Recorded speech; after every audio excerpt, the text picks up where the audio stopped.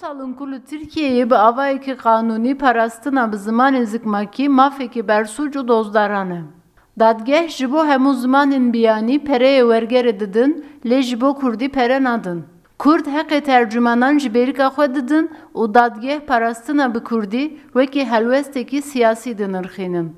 Eger kesek tê darizandin bêje ez dixwazim bi zimanê xwe dayîkê xwe biparêzim, mafê wî yê bijartina tercüman jî tune ye. Kesê ku xwestî mafê xwe zikmakî yanî zimanê xwe dayîkê xwe bîne ziman xwe îfade bike, yanî cezayê derbarê wa de hatî dan girantir bûne.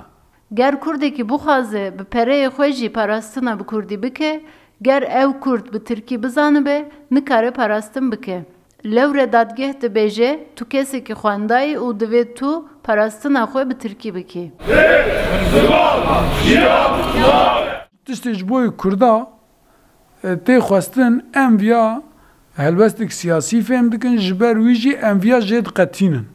Ê ku Tirkî zane li vê dewletê, di dibistanê vê dewletê da dixwîne û divê ez bi Kurdî dipeyivim, ev ji bo Kurda dawa tiştekî dike, helwestek wîna siyasî, em jî li her ber vê helwestê zagonekî nû derdixin û em jî helwest nîşan didin.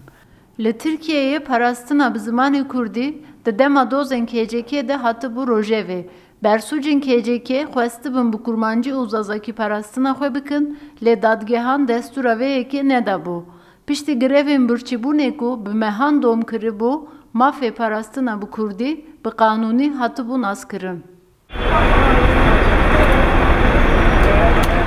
Hukuknas dibêjin mafê parastina bi zimanê zikmakî mafekî gerdûnî ye û divê Kurd jî bikaribin dibin garantoriya qanûnan de bi zimanê xwe parastina xwe bikin.